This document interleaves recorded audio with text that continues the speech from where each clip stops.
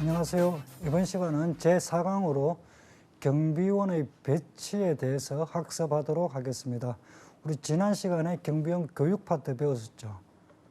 벌써부터 암기할 게 많다고 하면 안 됩니다. 지금 본격적으로 우리가 암기를 해야 될 파트가 벌칙, 그 다음에 행정처분, 과태료 무지막지하게 나오죠. 그거 다 외워야 되는데 지금까지 외우는 건 외우는 것도 아닙니다. 그러니까 벌써 외울 게 많은다고 포기하시면 절대 안 되고, 우리 나중에 벌칙이라든지 과태료라든지 행정처분도 다 암기하는 방법이 비법 방법이 있으니까 저와 함께 이렇게 강의 들으시면서 암기하시면은 충분히 지도서 합격할 수 있으니까 벌써 포기하지 마시고 계속 같이 학습하시기 바랍니다. 우리 경비지도사는 다른 시험하고 달리 연령대가 50대, 60대, 50대가 합격자가 제일 많죠. 60대도 많습니다. 40대, 50대, 60대가 많으니까 저는 나이가 많아서 지도사 자격증 따기가 힘들다. 그거 다 핑계입니다. 누구나 다 딸 수 있으니까 자신감을 가지고 계속 학습하도록 하겠습니다. 우리 배치 신고는 경비업 법상 경비원들, 우리 제가 첫 시간에 말씀드린 단순 노무직 경비원들은 배치 신고 이런 거 없습니다. 단순 노무 종사자 경비원들은 배치 신고 이런 거 없죠. 우리 경비업 법상 경비원들만 배치 신고를 하는데, 원래는 배치 신고가 아주 간단했습니다. 간단했는데 갑자기 어려워지게 된 동기가 좀 이따가 설명하겠지만 특정 사건이 발발하면서 아주 복잡해졌는데, 먼저 배치 신고를 이해할 때는 배치 신고의 원칙부터, 이 그림으로 보시면 원칙부터 우리 개념을 잡고 나갑시다. 20일 이상 배치할 때, 예를 들어서 우리가 아파트에 주거시설이잖아요. 아파트에 경비원을 배치하는데 19일만 배치하면 된다 하면은 신고할 필요 없습니다. 20일 이상 배치할 때 신고를 하는 건데, 그것도 서두를 필요가 없죠. 배치한 후에 천천히 7일 이내에 신고하면 되죠. 누구한테? 경찰서장입니다. 경찰관서장. 우리 앞에서 영업 배우 신고라든지 법인의 명칭 대표자 임원 변경 신고 다 지방경찰청장한테 신고했죠. 근데 배치 신고는 우리 동네에 배치하는 거니까 동네 경찰서장한테 배치하면 된다, 이렇게 생각하십시오. 그래서 지방경찰청장한테 배치 신고하는 것이 아니라 동네 경찰관서장한테 배치 신고를 하면 되는데, 그것도 급하지도 않습니다. 20일 이상 배치 시 배치 후에 천천히 7일 이내에 신고하면 됩니다. 7일 기억하셔야 되겠죠. 그리고 20일 기억하십시오. 조심하실 게 21이지 20명 아닙니다. 명. 우리 20명은 앞에 한번 있었습니다. 집단 민원 현장 설명할 때 앞에 제가 20명 이상 직접 고용하지 마라 이런 표현이 있었죠. 그때도 20이고 여기도 숫자는 20인데 우리 앞에서 나온 직접 고용 금지는 20명이고 배치 신고할 때는 21입니다. 이 한자 바꿔버리면 엄청 어렵습니다. 그러니까 21 기억하시고 배치한 후에 7일 이내에 하면 된다. 그렇죠. 예외가 있죠. 우리 배치 신고를 이렇게 하면 되는데, 예외적으로 배치 후가 아니고 배치 전에 신고해야 되는 사람이 있죠. 배치 전입니다. 누가 배치 전에 신고를 해야 되냐면 특수경비원이죠. 특수경비원. 그 다음에 집단 민원 현장이 아닌 곳에서 신변 보호 업무에 종사하는 일반 경비원이겠죠. 왜 이 두 사람은, 특수경비원하고 집단 민원 현장이 아닌 곳에서 신변 보호하는 경비원들은 왜 배치 전 신고냐면은 인권 침해 소지가 있죠. 우리 특수경비원들 무기 들고 다니잖아요. 그 다음에 집단 민원 현장이 아닌 곳에서 신변 보호하는 경비원들 사람을 대상으로 하잖아요. 그러니까 특수경비원이나 집단 아닌 신변에서는 인권 침해의 소지가 있으니까 관할 경찰관서장이 배치한 후에 알고자 하는 게 아니라 배치하기 전에 미리 좀 알려줘요. 그죠? 신고는 신고서만 제출하면 되잖아요. 그러니까 경찰 간사장 입장에서는 허가 문제가 아니죠. 신고만 해줘. 우리가 특수경비원이나 집단면허 현장이 아닌 곳에서 신변 보호하는 사람이 어디에 배치되는지 사전에 알고 있겠다는 의미죠. 그래서 배치 전 신고는 특수경비원하고 집단면허 현장이 아닌 신변보호. 여기까지 이해되셨죠? 그 다음에 배치 신고를 하면은 배치 폐지 신고를 해야 되겠죠. 배치했다가 배치할 일이 업무를 다 했다. 그럼 배치 폐지 신고하겠죠. 철수하는 경우겠죠. 그럼 원칙도 배치 폐지 신고도 원칙적으로 폐지한 후에 7일 이내 하면 되죠. 폐지 후 7일이죠. 원칙도 널널하게 하면 되는 거잖아요. 예외가 있습니다. 예외가 신고하지 마, 필요 없어. 배치 폐지 신고도 하지 마. 어떤 경우입니까? 폐지 예정일에 폐지해버리면은 배치 폐지 신고를 안 해야 됩니다. 예를 들어서 제가 배치 신고를 할 때 1월 1일부터 1월 31일까지 우리 A 아파트에 경비원 배치하는데 실제로 1월 31일 한 달만 배치하고 그 이후에 철수합니다. 배치 폐지합니다. 하고 1월 31일 날 배치 폐지한다고 배치 신고를 하고 실제로 1월 31일 날 배치 폐지했죠. 그러면 신고를 안 해도 됩니다. 아주 간단하죠. 그래서 옛날에는 이렇게 아주 심플하게 배치 신고, 배치 폐지 신고밖에 없었으니까 공부하기가 참 상당히 쉬웠죠. 그런데 드디어 사건이 터져버립니다. 이거 실제 사건입니다. 실제 사건인데 제가 상호는 이야기하지 않겠습니다. 우리 A 공장 사장님이 있고 이 A 공장에 소속 근로자들이 있잖아요. 이 사건은 한두 건이 아니었습니다. 여러 건이 있었습니다. 소속 근로자들이 있죠. 그러면 그 소속 근로자들은 근로상권이 보장되니까 노사분규를 할 수 있잖아요. 우리 근로상권은 헌법에서 보장하는 기본권이잖아요. 그러니까 노사분규 할 수 있습니다. 그 대신 법에 정한 절차에 따라서 노사분규를 해야 되겠죠. 위법한 행위를 한다면은 당연히 경찰이 투입돼서 그 노사분규를 해산시키겠죠. 그렇지만 합법적인 절차에 따라서 노사분규를 하는 것은 헌법이 보장한 기본권이기 때문에 아무 문제가 없습니다. 이는 노사분규를 우리가 경비업법에서 뭐라고 합니까? 집단민원 현장이라고 합니다. 우리 노동법에서는 노사분규라고 하지만 우리 경비업법에서는 노사분규 현장을 집단민원 현장이라고 하죠. 그래서 이 근로자들이 노사분규를 하고 있으면은 우리 공장 사장님 입장에서는 어떻습니까? 사장님 입장에서는 우리 근로자 입장이 되면은 노사분규 할 수도 있다 이렇게 생각하지만은 또 사장님 입장이 되어 보면은 일은 안 하고 노사분규 하면 좀 얄밉다고 해야 됩니까? 좀 그렇죠. 그러니까 빨리 해산을 시키고 싶어요. 그런데 해산을 시킬 수가 없죠. 경찰이 안 들어옵니다. 왜? 이 노사분규 하는 사람들이 위법한 행위를 저지러야지 경찰이 투입되는 건데 정상적인 업무를 하고, 정상적인 노사분규를 하고 있으니까 경찰이 투입될 리가 없죠. 그런데 공장 사장님 입장에서는 빨리 노사분규를 처리시켜버리고 정상적인 근무를 하고 싶은 거죠. 그럴 때 어떤 유혹이 갑니까? 그러면 누군가를 투입해야 되는데 누구를 투입해서 이 노사분규를 좀 막아버릴까? 유혹이 경비업자한테 연락하고 싶은 유혹이 가겠죠. 그래서 이 공장 사장님이 B라는 경비업자한테 연락을 합니다. 그래서 B라는 경비업자하고 계약을 체결하겠죠. 우리 노사분규 현장에 경비원들 좀 보내줘. 계약 체결하겠죠. 배치해줘. 이렇게 하죠. 이게 무슨 계약입니까? 도급 계약입니다. 도급 계약. 그러면은 비경비업자는 그 노사분규 현장에 경비원들을 배치시키겠죠.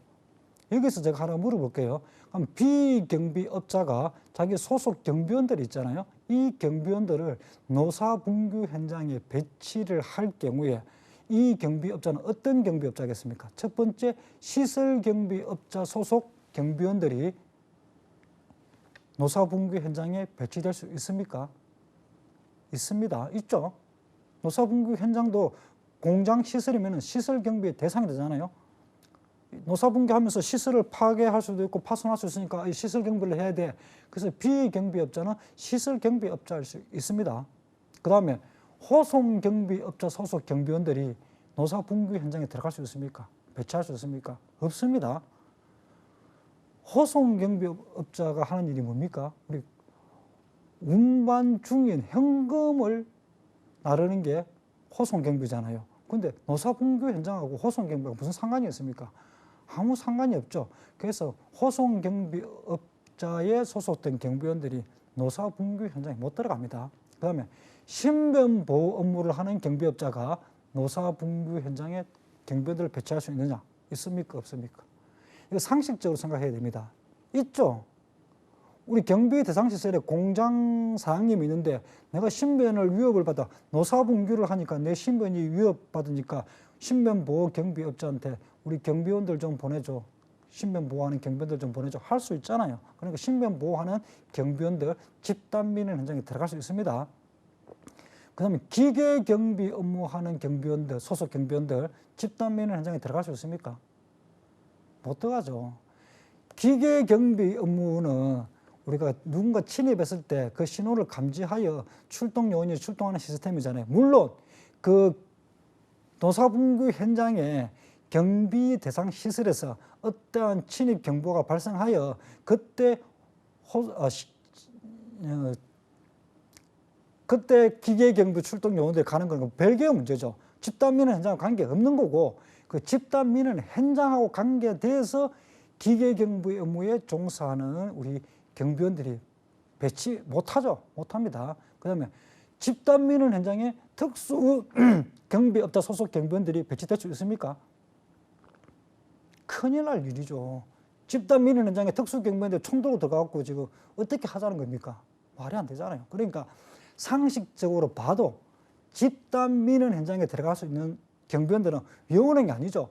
시설 경비 업무에 종사하는 경비원들하고 신변보호 업무에 종사하는 경비원들만 들어갈 수 있습니다. 그래서 이 A 공장 사장님이 B 경비업자, 시설하고 신변하는 경비업자겠죠.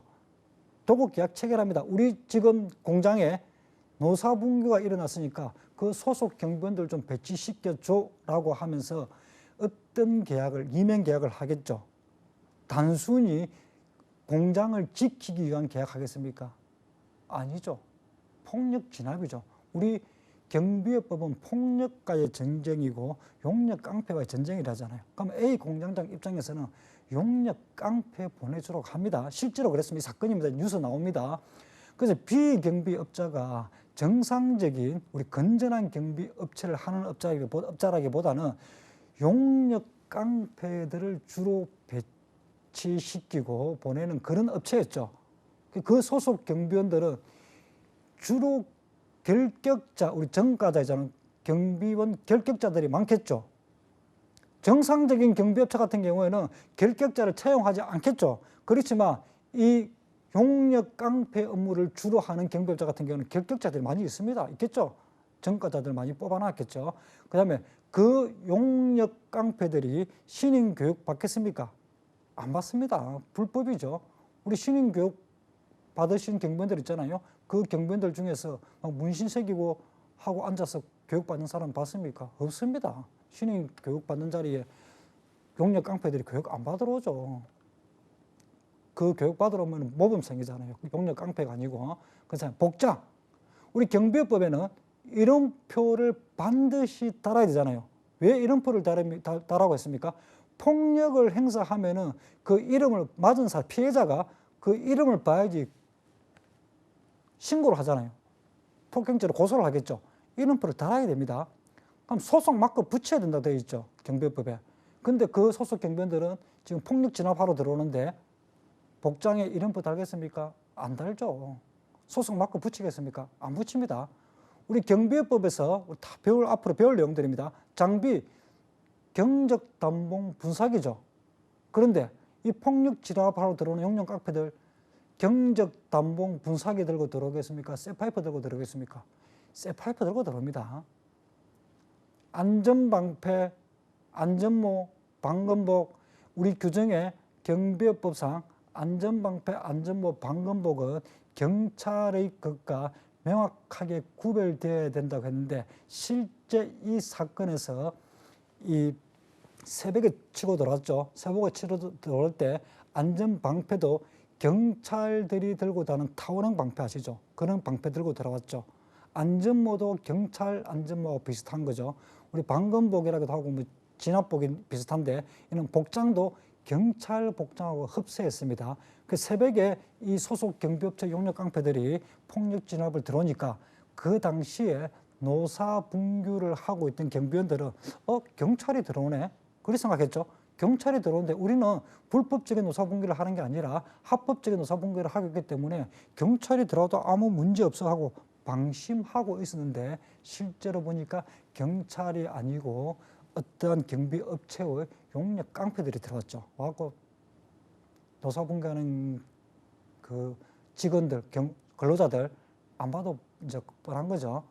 폭력 진압해버렸습니다. 그래서 뉴스에 많이 나오고 이 당시에 관할 경찰 간수장도 책임을 물었죠. 그래서 뭐 제가 징계를 받았는지 뭐 아니면 사직했는지 그까지는 모르겠지만 경찰 간수장도 책임 소재가 있고 하여튼 불법 폭력을 자행한 이 경비업체도 허가가 취소되고 경찰 간수장도 다치고 하여튼 엄청난 문제가 되었습니다. 이 사건 때문에 경비업이 확연히 달라져 버립니다.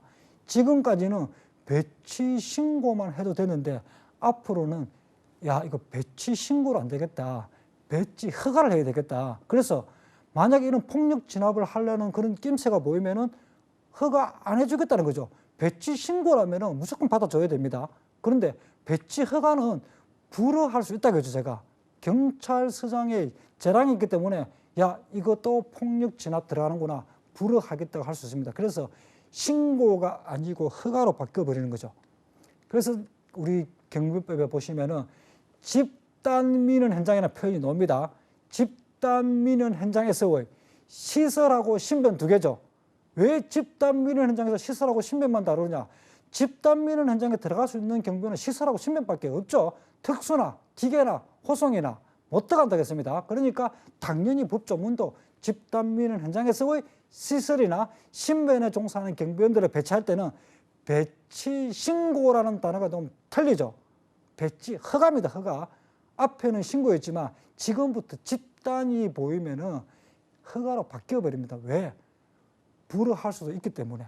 그래서 최초 배치하든지 그다음에 배치했다가 기간을 연장하든지 아니면은 집단 민원 현장이 워낙 사건이 커지니까 더 추가로 배치해야 되겠다. 무조건 배치 48시간 전에 배치 허가를 받아야 됩니다. 물론 기간 연장할 때도 기간 만료 48시간 전에 배치 허가죠. 새로 추가 배치할 경우에도 배치 48시간 전에 배치 허가를 받습니다. 누구한테? 경찰 간서장이죠. 지방경찰청장 아닙니다. 왜 48시간이라는 그 시간이 나오냐면은 48시간이 이틀이죠. 이틀. 이틀의 기간을 주고 배치 허가 신청서를 제출하면은 경찰 간서장이 그 배치 허가 신청서를 꼼꼼히 검토를 해보고 폭력 행사할 느낌이 있다면 불허해버립니다. 그렇기 때문에 그 검토할 시간을 위해서 48시간 전, 48시간 전, 48시간 전 이렇게 요건을 규정해버린 겁니다. 그 다음에 배치 허가를 한 다음에 실제 상황 종료됐죠. 그러면 이제 배치 폐지를 해야 되잖아요. 그럼 배치 폐지할 때는 배치 폐지 허가입니까?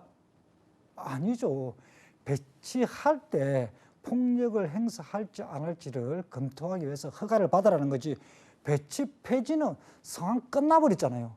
당연히 철수는 배치 폐지 신고만 하면 되죠. 배치 폐지 허가를 받아야 된다. 역시 X죠.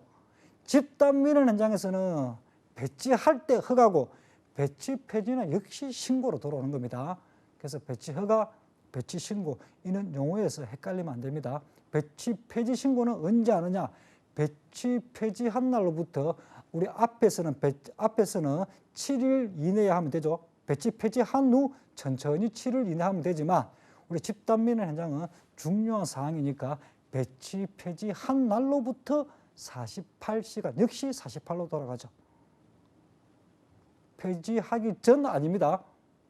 배치 허가가 전이지 왜죠? 왜입니까? 그때는 서류 검토해야 되니까. 근데 배치 폐지는 서류 검토할 게 없잖아요. 끝난 거니까. 그러니까 배치한 날로부터 48시간 되겠습니다. 그래서 집단 민원 현장은 시설 신변이 들어온다는 거, 그 다음에 허가가 들어온다는 거, 배치 신고가 아니고 허가라는 거. 그리고 집단 민원 현장은 우리 이판사판 현장이잖아요. 다 그 민원이 있고 다툼이 있고 분쟁이 있는 것을 우리가 일반적으로 집단 민원 현장이라니까 다툼이 있고 이판사판이잖아요. 그래서 집단 민원 현장하면 이판사판이니까 48, 48, 48, 48 이렇게 외우면 됩니다. 집단 민원 현장에서 48이 아니고 36이라든지 36시간, 24시간, 12시간 이런 표현 다 틀린 지문이죠. 집단 민원 현장 이판사판 48시간이다. 기억하시기 바랍니다. 그래서 제가 지금까지 설명드린 걸 실제로 법조문이 제가 설명한 것이 맞는지 안 맞는지 한 개씩 검토해 보도록 하겠습니다. 배치 신고 및 배치 폐지 신고죠. 그 일반적인 걸 이야기하겠죠. 경비업자는 경비원을 배치하거나 배치를 폐지한 경우에는 행정안전부령이 정하는 바에 따라 경찰관서장 맞죠? 지방경찰청장 X입니다. 우리 영업폐유 신고, 법인의 명대 인정 변경 신고, 주출기간 신입배 신고, 특수개종 신고. 제가 입으로 한 번 더 말했습니다. 입에 붙어야 됩니다. 이게 이 신고들은 지방경찰청장에게 신고하지만 배치 신고는 경찰관서장의 신고지 지방경찰청장에게 신고 X죠. 그 다음에 경찰관서장에게 신고입니다. 허가 아니죠. 여기서 허가가 들어오면 틀립니다. 허가가 아니고 신고죠. 다만 특수경비원과 그렇죠. 집단민원 현장이 아닌 곳에서 신변보호죠. 두 개가 예외라 했죠. 특수경비원과 집단민원 현장이 아닌 곳에서 신변보호는 인권 침해의 소지가 있으니까 배치 후 7일 이내 신고가 아니고 일반 경비원의 경우에 경비원을 배치하기 전까지 신고죠. 배치 전 신고 맞죠? 특수하고 집단민원 현장이 아닌 곳에서 신변은 배치 전 신고입니다. 그러면 집단민원 현장이 아닌 곳에서 시설은 어디입니까? 원칙 규정이죠. 경찰관서장한테 배치한 후 7일 이내죠. 그래서 배치 신고 원칙 방금 나왔던 하면은 법 내용이고 행정안전부령에 구체적으로 정한다 했으니까 경비업법 시행규칙에 아주 구체적으로 나와 있습니다. 원칙 배치 후 신고죠. 경비업자는 경비 업무를 수행하기 위하여 20일 맞죠? 제가 20일을 했죠. 동그라미라고 했죠. 20일 이상 경비원을 배치하거나 그 기간을 연장하려는 때에는 경비원을 배치한 후 7일 맞죠? 7일 동그라미죠. 이내에 배치 신고서를 배치지 관할 경찰관서장에게 제출하여야 한다. 맞죠? 주사무소 관할 아닙니다.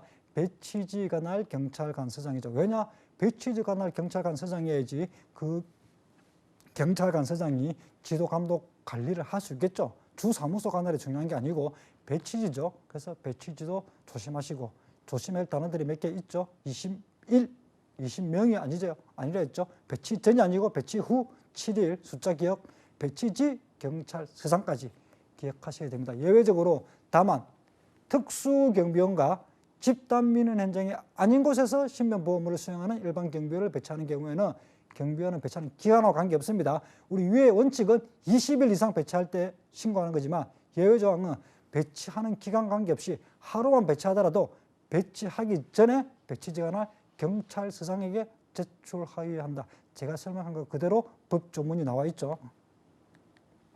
배치 폐지 신고입니다. 원칙 규정입니다. 배치 후 신고죠. 경비원을 배치 신고를 한 경비업자가 경비원의 배치를 폐지한 때에는 배치 폐지를 한 날로부터 7일 맞죠? 역시 7일이죠. 이내에 경비원 배치 폐지 신고서를 배치지 관할 경찰서장에게 제출해야 된다. 예외적으로 다만 경비원 배치 신고 시에 기재한 배치 폐지 예정일에 경비원을 배치를 폐지한 경우에는 그러하지 아니하다. 즉 배치 폐지 신고를 요하지 않는다 이 말이죠. 드디어 집단 나왔습니다. 지금부터는 옛날에는 이 집단민원 현장 사건이 터지기 전에는 다 배치 신고를 끝냈지만 이 사건이 터지면서 완전히 달라졌다 했죠. 배치 허가로 바꿔버립니다. 언제? 집단민원 현장만이라고 했죠. 그래서 먼저 집단민원 현장이 도대체 어디를 말하느냐 이것부터 알아야 되겠죠. 그래서 경비업법에 딱 한정적으로 나와 있습니다. 1번부터 7호까지 나와 있죠. 그래서 여기에 해당하는 것만 집단민원 현장이고 아무리 문제가 있어도 여기에 해당하지 않으면은 집단민원 현장이 아닙니다.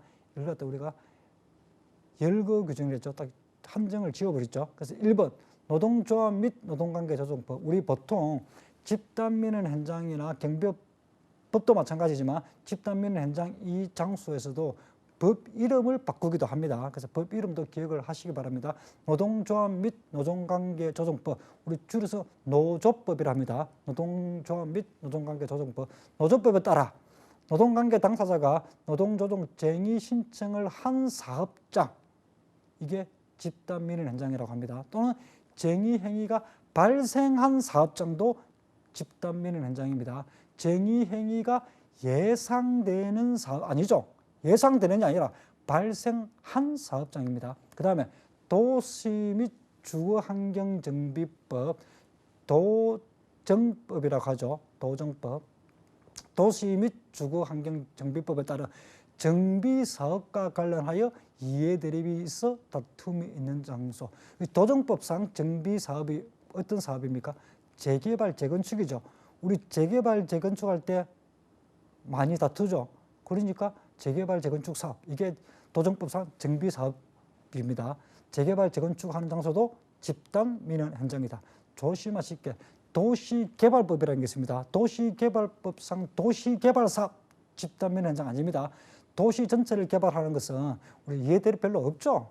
우리 서울시를 전체적으로 어떻게 좋게 개발하자 하는 건데 싸울 거 아니죠. 우리가 싸우는 거는 도시 및 주거환경정비법, 도정법상 재개발, 재건축 사업이잖아요. 그러니까 2번 재개발, 재건축 사업이죠. 3번 특정 시설물의 설치와 관련하여 민원이 있는 장소.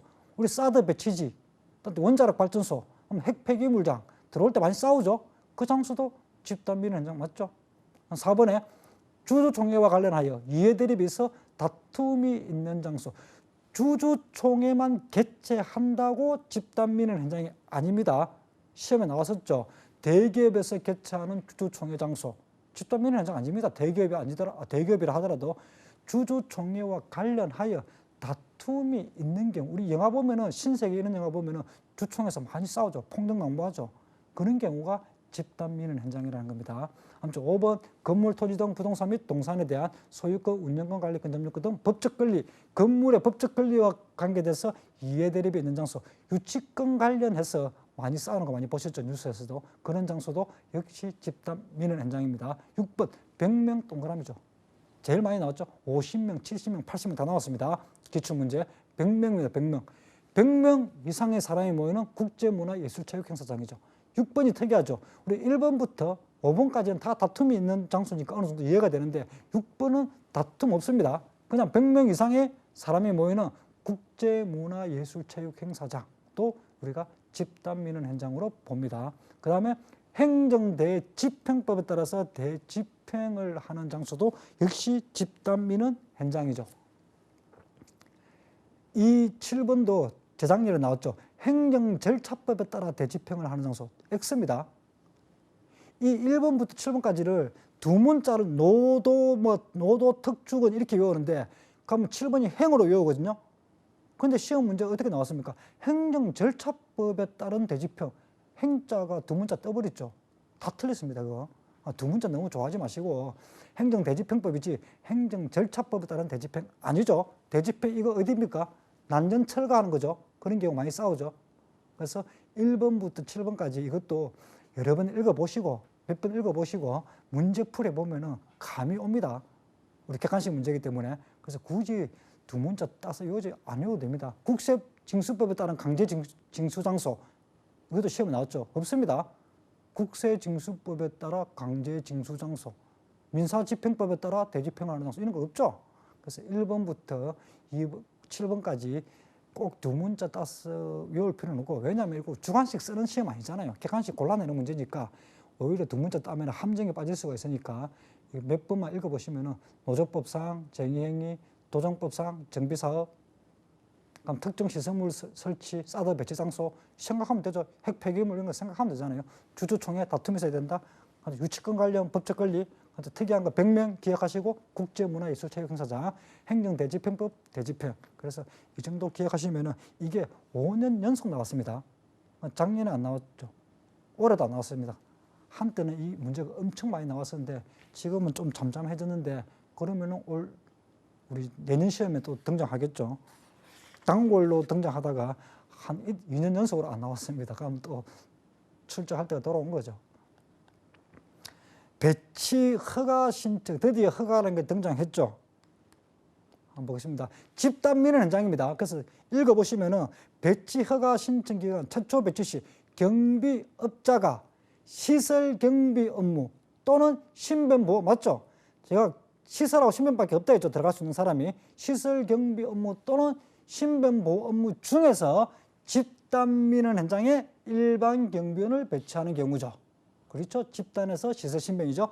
배치하는 경우는 경비원을 배치하기 48시간 맞죠? 48 맞죠? 여기에 36시간 배치한 후, 배치 전 다 틀리죠. 집단 민원이 보면 48시간입니다.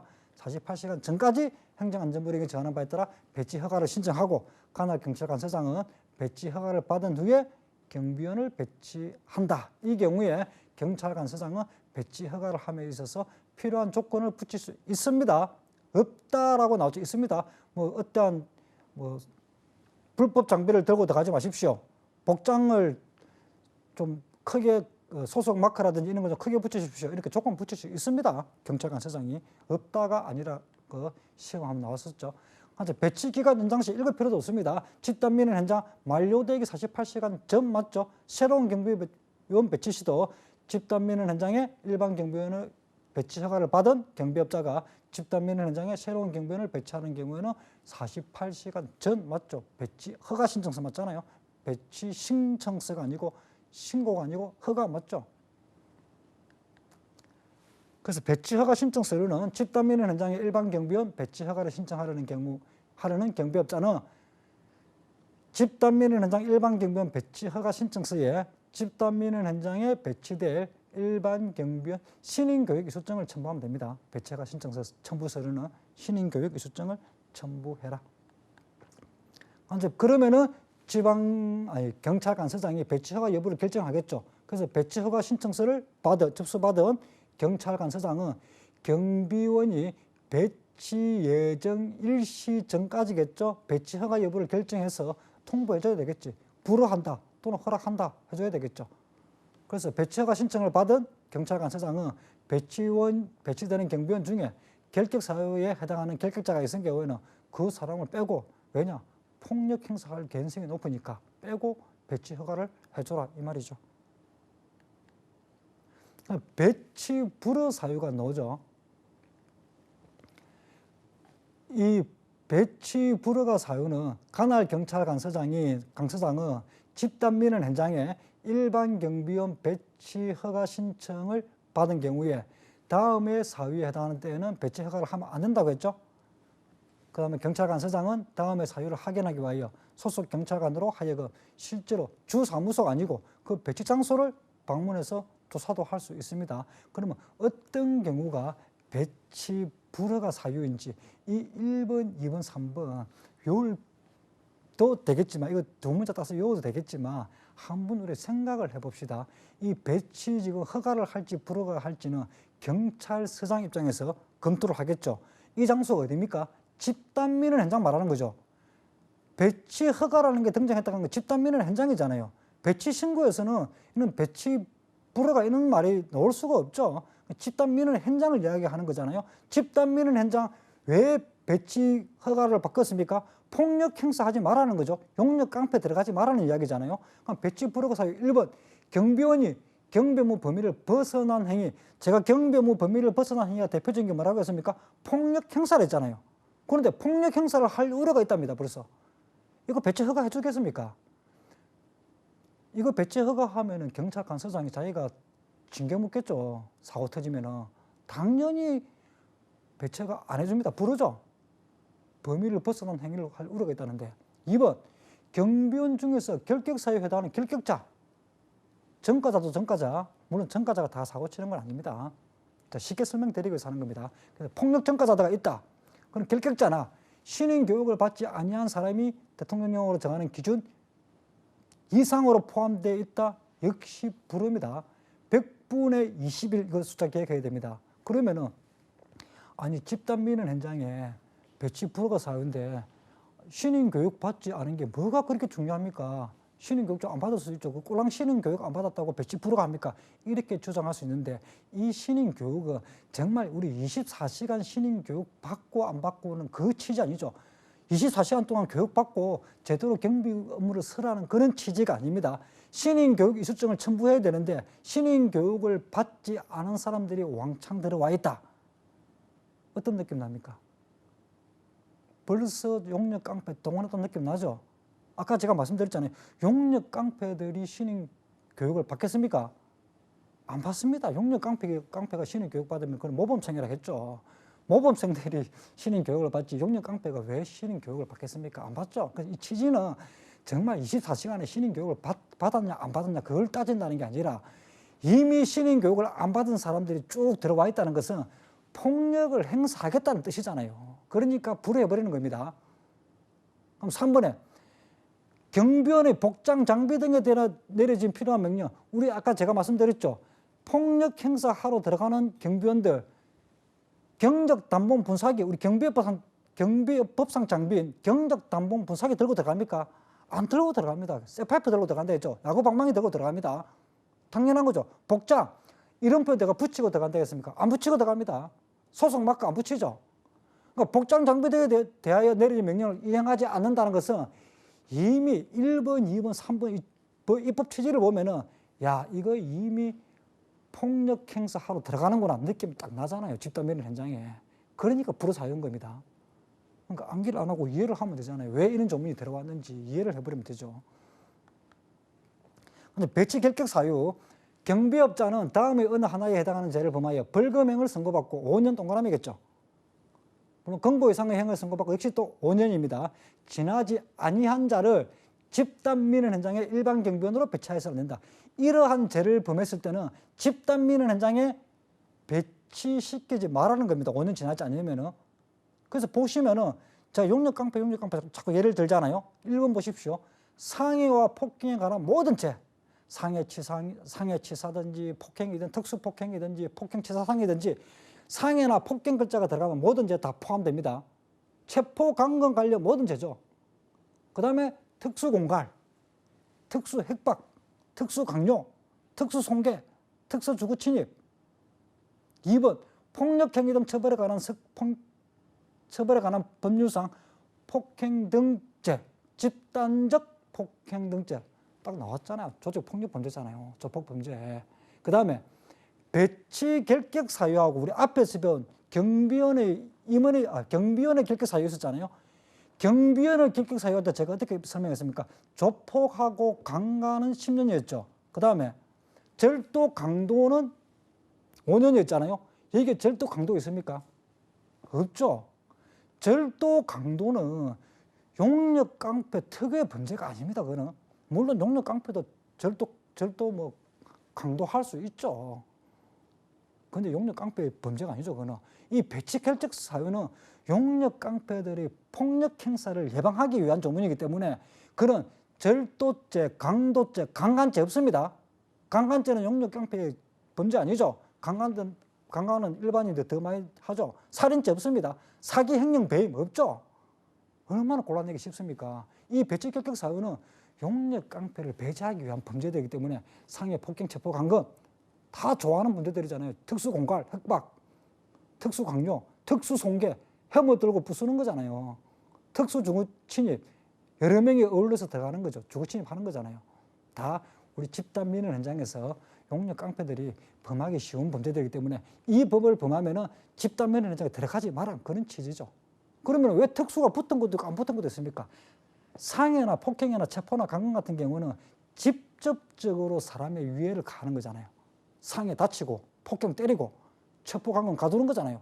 이거는 모든 상해 폭행 체포 강간이 들어가는 모든 죄는 다 배치 결격 사유지만 공갈이나 흑박이나 강요나 송괴나 주거는 그래도 상대적으로 우리 신체에 직접적으로 위해를 가하는 거 아니니까 좀 더 강력하게 특수가 들어가야지 결격 사유가 되는 거죠. 특수공갈, 특수흑박, 특수강요, 특수송괴, 특수주거침입 이렇게 외우시면 좀 외워지겠죠.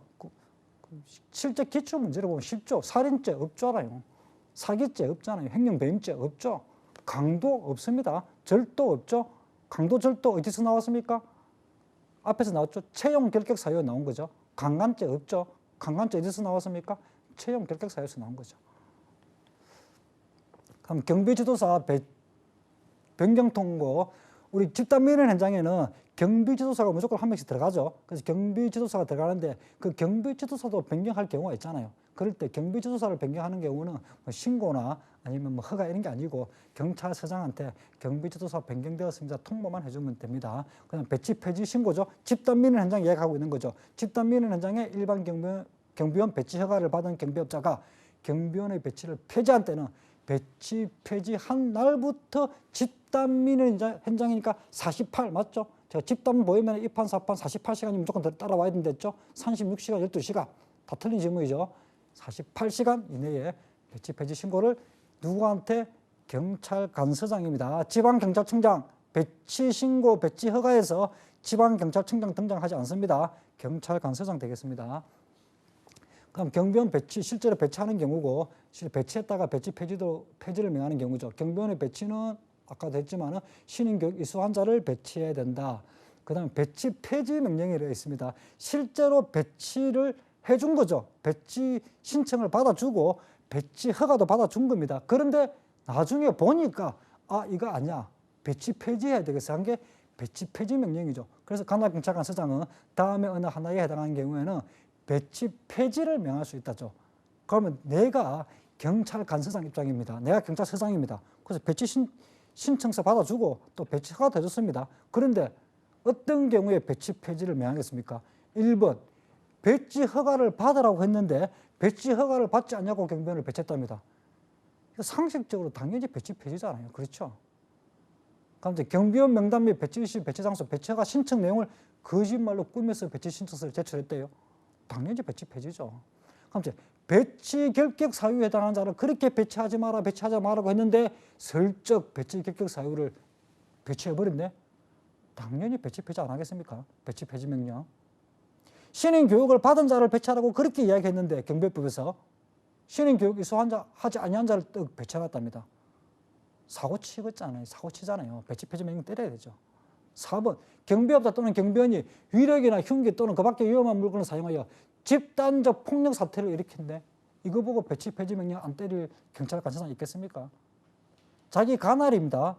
집단 민원 현장은 자기 경찰관서장 관할입니다. 여기 사고 터지면 경찰관서장도 징계 먹겠죠. 당연히 배치 폐지 명령 때리죠. 그런데 경비업자가 5번 배치 신고를 하고 배치하라고 했는데도 불구하고 배치 신고도 안 하고 배치했대요. 당연히 배치 폐지 명령이죠. 그래서 배치 폐지 명령도 1번, 2번, 3번, 4번, 5번 누구나 굳이 안 외워도 누구나 다 한 번만 들어보면은 내가 경찰관서장이라도 이러한 경우는 배치 폐지 명령 때릴 수 있죠. 그런데 조심하실 게 이 배치 폐지 명령하고 우리 앞에서 한 배치 불허 사유죠. 요거하고는 헷갈리면 안 됩니다. 방금 그거는 배치 폐지, 배치 허가 해준 다음에 또는 배치 신고서 받아준 다음에 배치 폐지 명령이고 요거는 아예 배치 허가를 하기 전에 불허하는 겁니다. 전형적인 폭력 행사죠. 이게 폭력 냄새 나는 거죠. 그래서 요거하고만 조금 헷갈리지 않게 구분할 수 있을 정도면 됩니다. 배치 폐지했을 때는 확인증을 발급해 줍니다. 발급할 수 있습니다. 왜냐하면 경비원들도 경력이 있어야 되기 때문에 경력 확인하기 위해서는 이 확인증이 필요한 경우가 있거든요. 이게 최근에 신설된 조문인데 아직 한 번도 출제가 안 됐지만 만약에 출제가 된다면 이 주어 한번 나오겠죠. 배치 폐지 확인증은 지방경찰청장 또는 경찰서장입니다. 경찰청장 빠져있죠. 경찰서장은 일반 경비원 또는 특수경비원이나 일반 경비원 또는 특수경비원으로 근무했던 사람이 요청하는 경우에는 배치 폐지 확인증을 발급하여야 한다가 아니고 할 수 있다 정도에서 주어하고 서술어 이 정도는 한번 좀 보시기 바랍니다. 이 조문이 신설되고 아직 한 번도 출제가 안 되었습니다. 그 다음에 경비원 명부 및 근무사항 기록부죠. 경비원 명부 작성 비치 의무죠. 경비업자는 행정안전부령이 정하는 바에 따라 행정안전부령이 정하는 바니까 경비업법 시행규칙에 나와 있겠죠. 경비원의 명부를 작성 비치해야 됩니다. 왜? 관리해야 되니까 우리 회사 소속에 어떤 경비원들이 있는지 명부 당연히 작성하고 또 비치도 해야 되겠죠.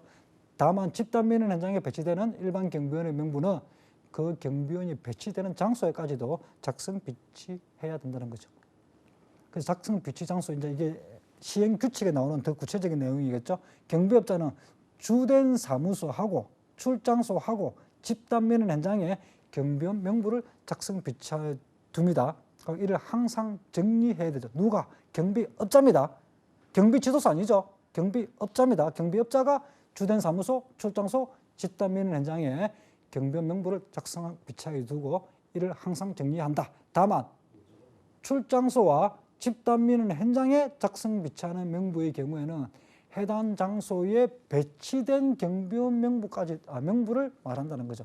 그러니까 출장소에는 모든 경비원들의 명부를 작성 비치하는 게 아니라 출장소와 집단 민원 현장에는 거기에 배치된 경비원의 명부고 주된 사무소에는 모든 경비원들의 명부가 다 있겠죠. 근데 근무사항 기록부라는 게 있죠. 기록 보관 의무. 누가 의무를 지느냐? 경비업자입니다. 경비지도사 아니죠. 그래서 주어 제가 조심해야 된다. 실제로 경비지도사라고 나옵니다. 물론 또 경찰관서장도 아니죠. 근무사항 기록부는 우리 경비원들이 근무한 그 사항을 기록하는 거니까 당연히 경비업자겠죠. 그래서 경비업자는 경비원을 배치하여 경비 업무를 수행하게 하는 때에는 행정안전부령으로 정하는 바에 따라 배치된 경비원의 인적사항과 배치 일시, 배치 장소 등 근무사항을 기록하여 보관하여야 한다고 했으니까 경비업자의 의무가 되는 거죠. 비치 장소가 나와 있습니다. 근무사항 기록부에 하고 있는 거죠. 경비업자는 경비 업무를 수행하는 경비원의 인적사항 배치 일시, 배치 장소, 배치 폐지 일시 및 근무 여부 등을 기록한 근무사항 기록부를 작성하여 주된 사무소 및 출장소에 갖추어 둬야 된다 했죠. 밑이 들어왔죠. 이거 한번 출제됐습니다. 주된 사무소 또는 출장소에 갖추어 두어야 된다. X죠. 1번 동그라미 1번 조문을 보시면은 지금 4줄이잖아요. 이렇게 긴 지문에서 이 밑자 한자 싹 바꿔버리면 못 찾아냅니다. 다들 배치 일시, 배치 장소, 배치 일시 및 근무 여부 어딘가 틀린 게 있을까? 어떤 단어로 장난쳤을까를 고민하고 있는데 정작 장난친 단어는 마지막에 밑자로 싹 바꿔버린 거죠. 그러니까 주된 사무소에도 갖춰 두어야 되고 엔드니까 출장소에도 갖추어 두는 거지 주된 사무소 또는 출장소에 갖추어 두는 것이 아니라는 거 특히 조심하시고요. 경비업자는 근무사항 기록부를 1년 동그라미죠. 동안 보관합니다. 보관하는 주체 경비업자입니다. 경비지도사가 아니죠. 그래서 우리 경비지도사는 교육실시대장을 경비지도사가 보관합니다. 이건 뒤에 나올 겁니다. 그건 또 2년이거든요. 그래서 교육실시대장하고 근무사항 기록부하고 헷갈리시면 안 됩니다. 근무사항 기록부는 주체가 경비업자고 1년 동안 보관입니다. 2년이 아니고 1년이죠. 그 다음에 특수경비원 배치 시에는 비치장부와 서류가 또 엄청 많이 나오고 있습니다. 특수경비원을 배치한 시설주와 국가중조시설의 관할 경찰관서장은 다음의 장부와 서류를 갖추어 두어야 한다. 장부 또는 서류의 서식은 경찰관서에서 사용하는 서식을 준용한다. 이 경찰관서에서 사용하는 서식 준용, 이 표현 밑줄 치시고 한번 꼭 기억해 주시기 바랍니다. 왜냐하면 이 조문이 경찰관서에서 사용하는 서식을 준용한다는 이 조문이 한 번도 출제가 된 적이 없습니다. 우리 경비법 시행령 규칙에서 거의 모든 법조문 다 출제됐습니다. 그런데 이 조문이 한 번도 출제된 적이 없는데 제가 예상컨대는 우리 출제위원들이 아직 이 조문을 발견하지 못한 것 같습니다. 아주 구석에 있거든요. 그래서 발견하지 못한 건데 왜 이 지문이 제가 출제 가능성이 있고 출제되면 어려운 지문이냐 하면은 우리 일반적으로 경비법 공부 많이 해보신 분들은 알겠지만은 항상 우리 경비법에서 경비원은 경찰관하고 항상 구별되어야 됩니다. 복장, 장비 다 경찰이 사용한 거 구분 이렇게 나오죠. 그런데 이 조문은 아주 특이하게 경찰 간수에서 사용하는 서식과 구분되어야 된다가 아니라 경찰 간수에서 사용하는 서식을 그대로 준용해버리죠. 그래서 아주 특이한 조문임에도 불구하고 아직까지 출제가 된 적이 없으니까 한번 유의하시어 한번 확인을 하시기 바랍니다. 그 다음에 시설주가 비치하는 장부와 서류가 있고 관할 경찰관서장이 비치하는 장부 서류가 있죠. 벌써 이렇게 박스가 딱 나와 있으면은 출제위원들 문제를 출제하고 싶은 유혹을 막 느끼겠죠. 뻔하잖아요. 다음 중 경찰관서장이 비치하는 장부 서류에 해당하지 않는 것은 해왔고 시설주가 비치하는 장부를 슬쩍 끼워 넣겠죠. 또 시설주가 비치하는 장부 서류에 해당하지 않는 것은 라고 하고 경찰관서장이 비치하는 장부 서류를 슬쩍 끼워 넣겠죠. 그래서 이거는 구분을 하셔야 되는데 두 개를 다 외우면 좋겠죠, 물론. 그런데 두 개를 다 안 외우더라도 특히 경찰관서장이 비치하는 장부 서류는 조금 암기를 해두시기 바랍니다. 좀 이따가 아니고 나중에 우리 청원경찰법 하면은 이거보다 더 많은 장부 서류표가 나오는데 그때도 여기와 거의 유사합니다. 그러니까 여기서 제대로 암기를 하면은 중복돼서 청원경찰법에서는 좀 빨리 넘어갈 수가 있겠죠. 그래서 일단 시설주가 비치하는 장부 서류를 우리가 이해를 해보려고 하면은 일단 우리 시설주는 자기들 직원들이 근무하고 관계된 게 많겠죠. 그래서 주로 근무 일지라든지 근무 상황 카드, 경비원의 근무 일지를 경찰서장이 보관한다? 그럼 말이 안 되잖아요. 근무 상황 카드도 마찬가지죠. 출퇴근 카드 이런 거 다 시설주가 보관하는 게 맞겠죠. 그 다음에 경비구역 배치도도 마찬가지고 순찰, 표철, 어디에 순찰을 돌고 있는 거 다 시설주가 하는 거죠. 이제 무기 탄약 출납부, 실제로 특수경비원들한테 필요한 무기나 탄약을 출납하는 사람은 시설주죠. 대여하는 사람은 경찰관서장이지만 출납하는 사람은 시설주니까 무기 탄약 출납부는 시설주가 비치하는 거 맞죠. 근데 무기 장비 운영 카드는 앞으로 나오지만 우리 무기가 고장 났잖아요. 고장이 나서 수리가 필요한 경우에 첨부하는 카드가 무기 장비 운영 카드입니다. 무기가 고장나서 수리할 때 누구한테 수리 부탁하느냐? 경찰관서장한테 수리를 부탁하죠. 그때 첨부하는 카드가 무기 장비 운영 카드니까 당연히 시설주가 비치하는 게 맞겠죠. 그래서 이 시설주가 비치하는 장부 서류는 한번 읽어보시고 안 외워도 됩니다. 제가 강조하고 싶은 거는 차라리 관할 경찰서장이 비치하는 장부 서류를 외우시고 이게 아니면은 시설주겠죠. 그렇잖아요. 둘 중에 하나니까 경찰서장을 외우시고 경찰서장 것이 아니면은 시설주겠죠. 그래서 경찰서장이 비치하는 장부 서류는 교육훈련 실시부죠. 교육훈련 실시부. 그다음에 전출입 관계철입니다. 특수경비원이 어디서 전입하고 출입했는지 이런 전출입 관계철을 경찰서장이 비치하는 장부고 감독 순시부 같은 거는 이미 감독이라는 표현이 나와버렸잖아요. 경찰관서장이 감독기관이죠. 특수경비원의 감독기관이니까 당연히 감독 순시부가 시설주가 비치할 일이 없겠죠. 그러니까 당연히 감독 순시부는 경찰관서장이 비치하는 서류에 해당합니다. 그 다음에 특히 조심하실 게 무기탄약 대여대장 나왔죠. 무기탄약 출납부는 시설주고 이거는 특히 조심하십시오. 무기탄약 대여는 경찰관서장입니다. 제일 많이 나왔죠. 말이 비슷비슷하잖아요.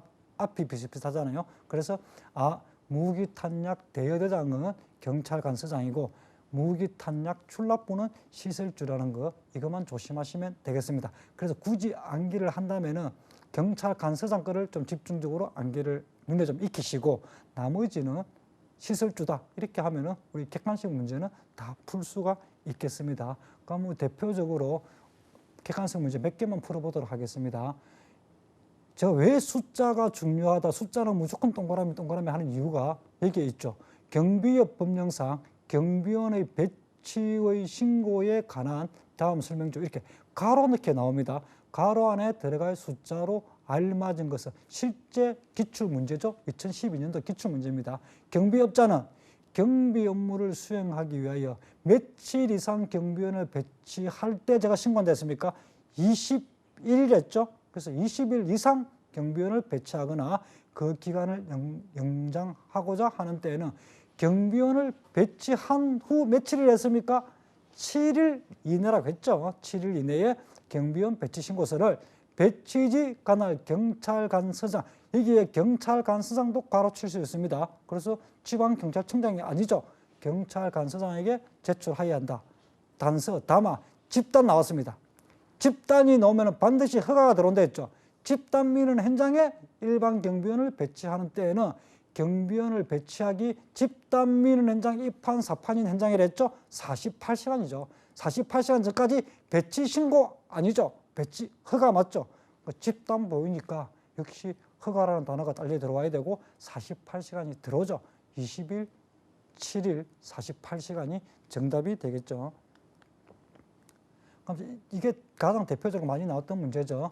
경비업법상 집단 민원 현장에 해당하는 것은입니다. 1번 건축법에 따라 철거 명령이 내려진 장소 들어본 적 없죠?